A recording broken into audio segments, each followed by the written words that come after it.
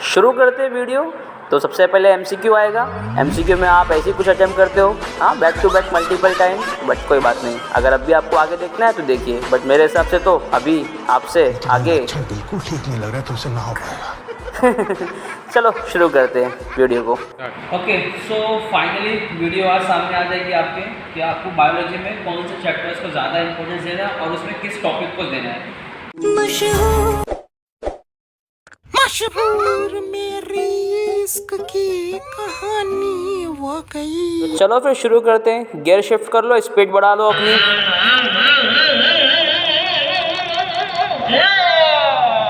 पूरा चैप्टर अगर आपका पढ़ के नहीं हुआ है तो कोई बात नहीं, स्टार्ट करेंगे। सबसे पहले first chapter reproduction in lower and higher plants. तो इसमें ऑलमोस्ट सब बच्चों ने ये सब क्वेश्चन करके रखा है। बायो से हर एक को प्यार है।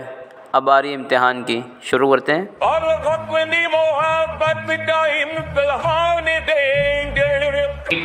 TS of anther and Anatropus ovule। And ये क्वेश्चन फर्टिलाइजेशन में single fertilisation and double fertilisation, इसमें और क्या और ऐड करना है आपको। सबसे पहले असेक्सुअल रिप्रोडक्शन के अंदर आपको budding, spore formation, fragmentation and vegetative propagation. Vegetative reproduction के अंदर कटिंग, ग्राफ्टिंग, ये दो।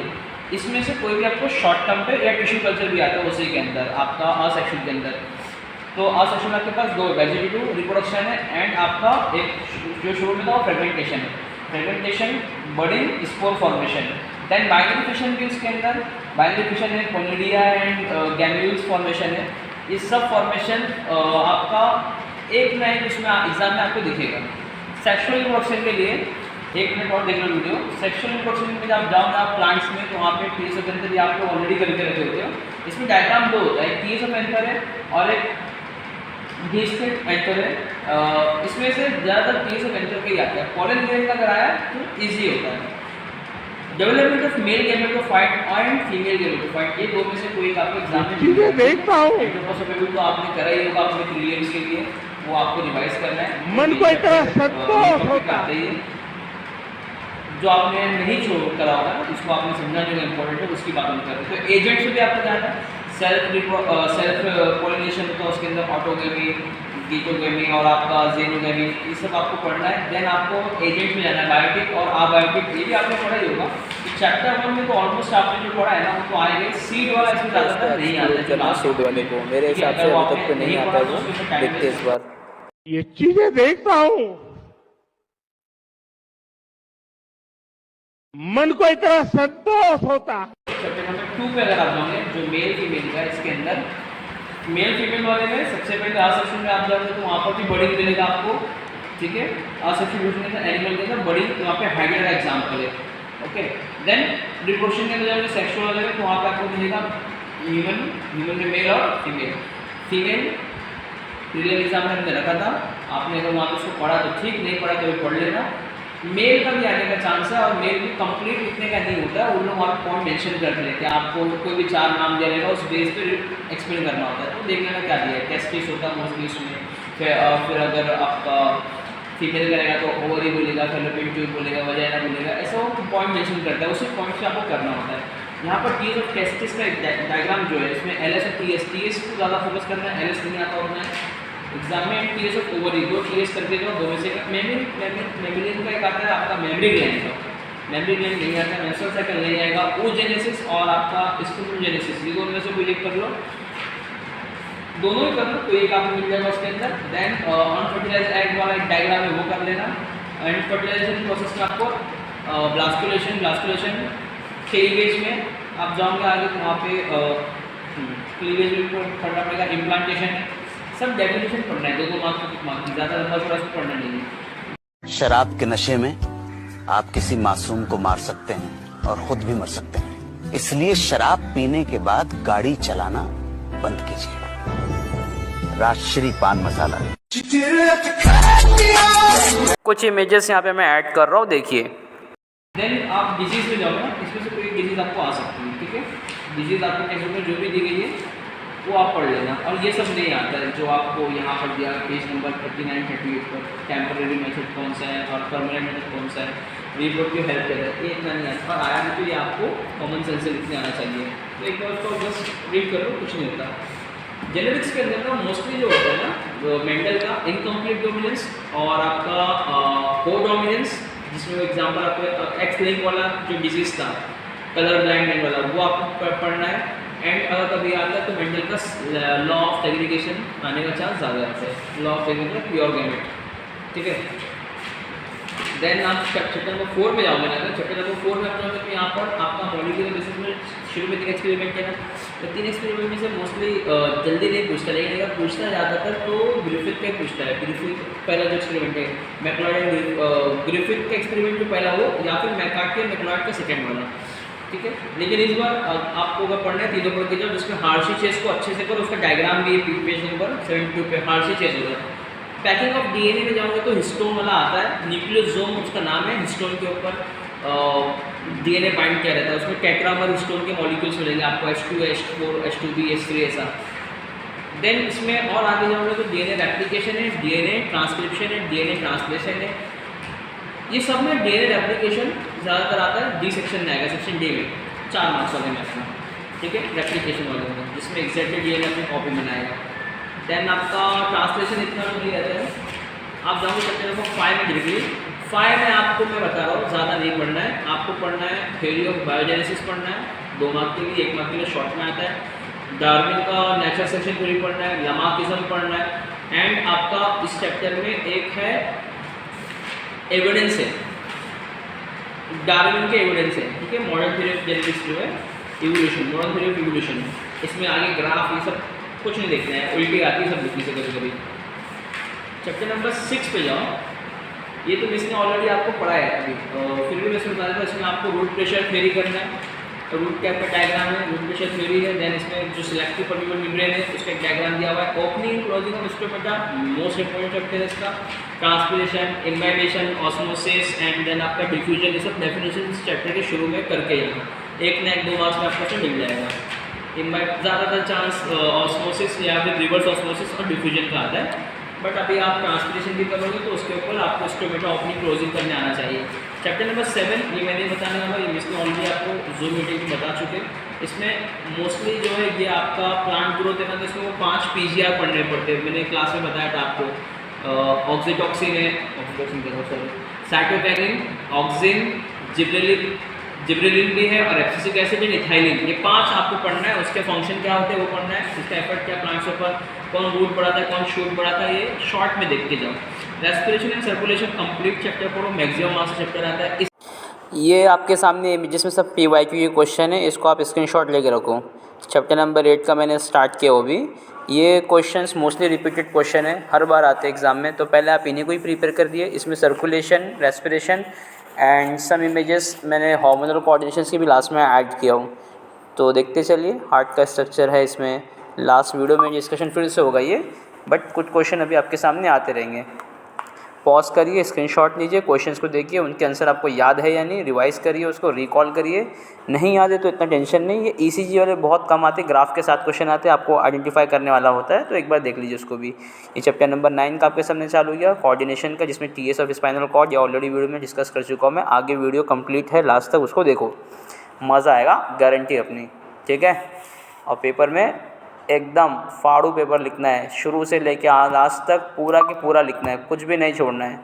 नहीं आ रहा है तो भी लिखना है। हाँ, इसमें भी अगर आपको डिफिकल्ट लगता है तो मैं आपको बताया था, उसमें सबसे ज़्यादा इंपॉर्टेंस आपको रेस्पिरेशन के अंदर सबसे पहले PYQ के इमेजेस दिखा दिया हो तो वीडियो थोड़ा फॉरवर्ड कर सकते हो आप। हाँ, आगे भगाओ या फास्ट फॉरवर्ड करते हो। विद डायग्राम में आपको एक्सप्लेनेशन क्या करना रहता है, नोज, ट्रैकिया, फेरिंग्स बनाकर लंग्स लगाना है, उसमें अल्वेओली बताना है, जो यूनिट ऑफ लंग्स होती है उसी को एक्सप्लेन करना है आपको, और एक एक पार्ट का फंक्शन बताते जाना है, कंप्लीट हो जाता है।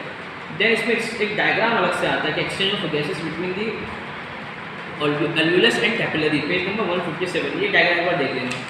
देन इसमें आपको आगे ग्राफ है, CO2 का ग्राफ, कुछ नहीं करना है, रेगुलेशन ऑफ ब्रीदिंग, ब्रेन को नहीं करना है, डिसऑर्डर करना है। डिसऑर्डर थ्योरी पार्ट में 1 मार्क्स, 2 मार्क्स, 3 मार्क्स में कहीं भी डाल सकता है वो कॉम्बिनेशन वाले क्वेश्चन में।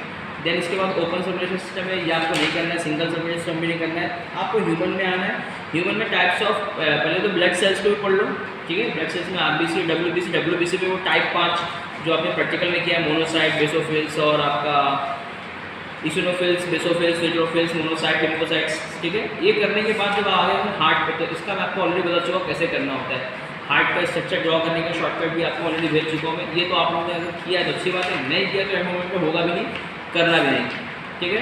देन आप इसमें जाओगे डिजीज़ पे डायरेक्ट जाओगे। हार्ट ट्रांसप्लांट के बाद डिजीज़ पे हम जाओगे। सर डिजीज़ इसमें ईसीजी, मतलब डिजीज़ को फाइंड आउट करने का तरीका है। एक उसमें ईसीजी है, आ सकता है शॉर्टकट में कराया तो। देन एक आपका इसमें है कोरोनरी आर्टरी डिजीज, CAD, ठीक है। हाइपरटेंशन भी उसमें आता है। ये 2-3 डिजीज है, पढ़ लेना। ब्लड प्रेशर क्या होता है, नॉर्मल रेंज क्या है। कंट्रोल एंड कोऑर्डिनेशन में मोस्टली आपको ग्लैंड्स और उनके आपको फंक्शंस पढ़ने होते हैं। जो लास्ट में और शुरू में जो नर्वस सिस्टम है उसमें आपको ब्रेन का मोस्टली पूछता है, जिसमें ज़्यादातर मिड ब्रेन, फोर ब्रेन में से किसी एक का पूछता है। और अगर लोब में जाएंगे तो occipital lobe, temporal lobe, frontal lobe, तो 3 लोब पे आपको पढ़ना है। न्यूरॉन्स का डायग्राम आ सकता है, इसमें बहुत ही सिंपल होता है। साइनेप्सिस का आ सकता है, इसका भी मैंने ऑलरेडी आपको नोट्स भेज कर रखा हूँ। टाइप ऑफ साइनेप्सिस, इलेक्ट्रिकल भी है उसके अंदर। देन डीपोलराइजेशन पोजीशन, ये आपका तो इतना नहीं आने का चांस है। ह्यूमन नर्वस सिस्टम में आप जाओगे तो यहाँ पर ANS, PNS, CNS, then CNS के अंदर ब्रेन में फ्रंटल ज़्यादा आने का चांस है। TS ऑफ स्पाइनल कॉर्ड भी करके जाना, डायग्राम पेज नंबर 195 पे है वो। फिर इसके जो मैंने शॉर्टकट दिए कार्निवल लगते तो आपको मालूम ही है, वो करना है आपको, ठीक है। ह्यूमन आई करके जाओ। मुझे पता नहीं कि बाबा इसको आँख को देख के ऐसे लग रहा है कि आ जाएगा, आँख मारने का मन भी करता है इसको देख कर, लेकिन कान वाला नहीं पढ़ना आपको, ईयर वाला। अगर नहीं पढ़े तो नहीं पढ़ना है, पढ़े हो तो पढ़ के जाना। ऐसा ना हो कि मैं बोल दूँ ये नहीं आएगा और आप इसको नहीं पढ़े और एग्ज़ाम में आ गया, क्योंकि एंड मोमेंट पे प्रिपेयर नहीं हो पाएगा। मुझे इंपॉर्टेंट नहीं लग रहा है, आपको लग रहा है तो आप कर लेना। पिट्यूटरी ग्लैंड मुझे लगता है हर साल इंपॉर्टेंट और आता भी है। कैसे कैसे आता है, अलग अलग फॉर्म में आता है। कभी कभी वो सिर्फ हार्मोन्स के नाम देता है, फंक्शन उसका बताना होता है। मैं तो वैसा दिया तो आपको ओनली फंक्शन लिख कर आने का उसके। कभी कभी पूरा ड्रॉ करने बोलता है स्ट्रक्चर, तो स्ट्रक्चर ड्रॉ करके फंक्शन नाम लिखना है। उसमें एंटीरियर लोब, पोस्टीरियर लोब और बीच में पास इंटरमीडिएट बनाना रहता है। इसका शॉर्टकट भी मैं रेगुलर लेक्चर में आपको बताया कैसे करना है। डिजीज़ इसकी करके जाना, थायराइडिज्म की डिजीज़ है, हाइपर एंड हाइपर दोनों करके जाना। डिजीज़ में से कुछ भी पूछ सकते हैं, डिजीज़ आती है एग्जाम में। देन आपको चैप्टर नंबर 10 पे जाना है। इसमें आप अपने हिसाब से पढ़ो, PYQ से पढ़ो, क्योंकि ये चैप्टर में ज़्यादातर मुझे बस HIV वाला लगता है जो एग्ज़ाम में आता है। और इस बार HIV के साथ साथ एक और डिजीज़ है जो कैंसर और HIV, इसमें से कोई भी एक एग्ज़ाम में आपको मिलती है बार बार। बाकी पूरा चैप्टर डिजीज़ के ऊपर है। कॉमन नॉलेज भी उसके एग्जाम में उसका आंसर लिख सकते हो, छोड़ने का नहीं ऐसे question answer. Enhancement of food production, ये इसमें टिश्यू कल्चर जो है, सिंगल सेल प्रोटीन। देन इसके अंदर आपको सेरिकल्चर, एपीकल्चर वो सब मिलेगा, हनी बी का। देन बायो फर्टिलाइजर क्या होता है, बायो फर्टिलाइजर ये सब पढ़ लो। बायोटेक्नोलॉजी ये तो मैं आपको कंप्लीट पढ़ाया हूँ। इसमें PCR एंड RDNA टेक्नोलॉजी अच्छे से करके जाओ। क्लोनिंग वेक्टर के थ्रू जो होता है, PBR 322 ये कर लेना। देन आपका जाएंगे आप कमर्शियल एस्पेक्ट, तो उसके अंदर ट्रांसजेनिक प्लांट, फर्स्ट वाला एग्जांपल याद होगा आपको, टोबैको का जो था फर्स्ट ट्रांसजेनिक प्लांट। एंड इसके अंदर एप्लीकेशन जो है, एप्लीकेशन 6 या 7 है, पेज नंबर अगर आप वो 1279 पे जाओगे तो यहाँ पर 2, 4, 6 एप्लीकेशन लिखे हुए एक छोटे से डायग्राम में। उसी को आपको पढ़ना है, एक्सप्लेन करना है, एलोबरेट करना है। पीछे ज़्यादा जाने की ज़रूरत नहीं है, एग्रीकल्चर फील्ड में क्या होता है और ये सब कुछ करने की ज़रूरत नहीं है, ये सब आपको उसमें मिल जाएगा, ठीक है। देन लास्ट के जो चैप्टर है 13, 14, 15, 16 वाले, ये सब EVS बेस्ड क्वेश्चन है। इसके ओनली आप PYQ वाली क्वेश्चन सॉल्व करो, नया कुछ नहीं पढ़ना है। फिर भी अगर आपको कुछ क्वेश्चन पढ़ना रहा तो इकोसिस्टम वाला पढ़ लो एंड एनर्जी फ्लो पिरामिड वाला पढ़ लो। देन कमेंसलिज्म, म्यूचुअलिज्म एंड एक और कोई इज्म है, देख लेना टेक्स्ट बुक के अंदर, फिलहाल याद नहीं आ रहा मुझे। होपफुली ये आपकी हेल्प करेगा वीडियो। और इतना आपका अगर पढ़ के हो गया तो आप इसके आगे का भी पढ़ सकते हो, ऑप्शन में जो आपने छोड़ा है।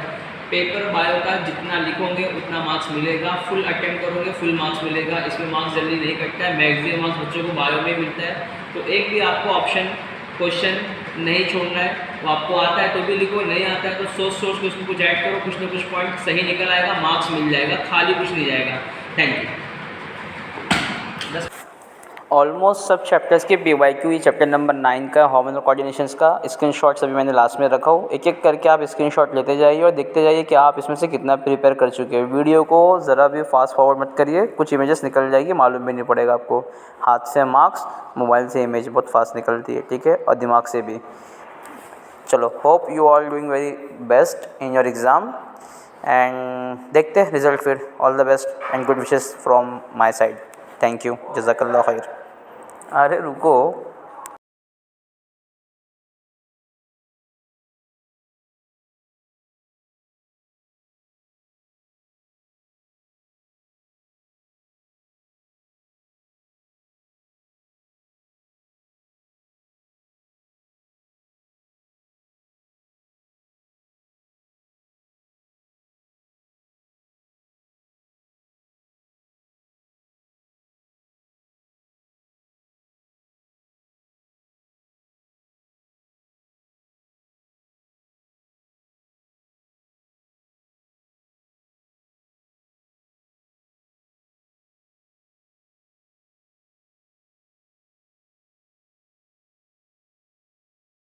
चोचक ने न मानी तो मैंने बिठानी कहा थी मैं देखो कहा चली आई।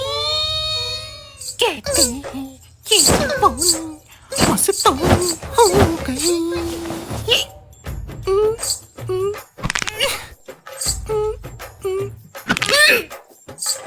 पेपर दे के घर पे और रेस्ट करो, वीडियो को यहीं तक देखना, एग्ज़ाम दे के आने के बाद इसके आगे देखना, फिर आगे आपको समझ में आएगा। आगे समझ ले,